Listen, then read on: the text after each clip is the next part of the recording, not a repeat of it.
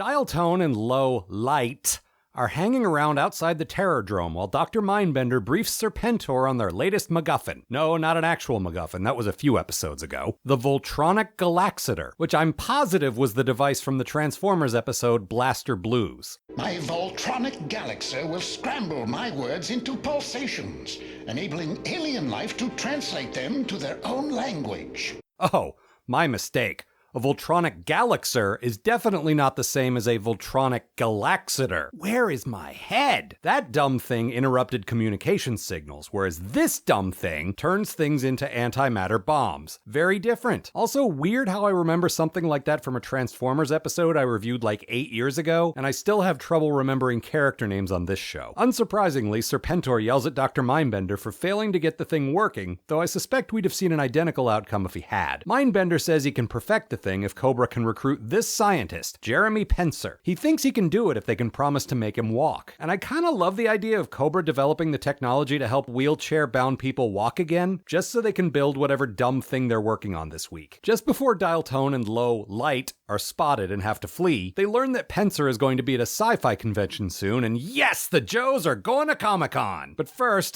crap, this guy's back. Discussing the plot so far with General Hawk, the two of them put their one collective brain cell to use and decide that the best guy to send to the sci-fi convention is sci-fi. Brilliant. Unfortunately, he has to take Sergeant Slaughter with him, so we get to hear a bunch of cheap shots at how horrible nerds are and how stupid nerd culture is. And who exactly do you think is buying your goddamn action figures? We are the hand that feeds you. Maybe keep your judgy teeth and your smug mouth where they belong. They let these bozos run around without any keepers? Man, at least we can read, you jackass. Mindbender and the Dreadnoks just sorta walk right up to Penser and give him their pitch. His sweet but dopey little brother Timothy thinks it's a bad idea, but Penser seems like kind of a dick, so he ignores him. Sergeant Slaughter tries to wrestle Penser away from Cobra, but even the Dreadnoks are smarter than that raspy-voiced potato, and they get away with him. Sergeant Slaughter and Sci-Fi begin to pursue, but they're stopped by the cops, which honestly feels like a thing that should happen to these people a lot more often than it does. While their backs are turned, Timothy makes off with their tank, or whatever the hell this thing is, a Havoc, I guess.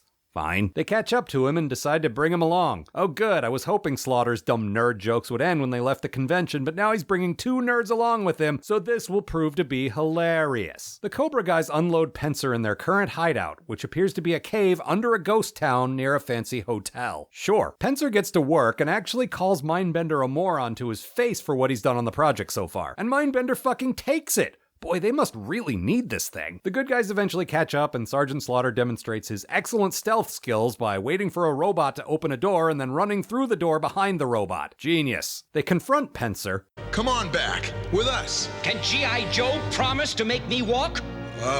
No. Well, if nothing else, I gotta give Sci-Fi credit for his brutal honesty here. Penser sounds the alarm, and the Joes and their new sidekick are forced to escape. Zorana pursues, and man, if there is one thing I would love to see in this show, it's for Sergeant Slaughter to lose a fight to a girl.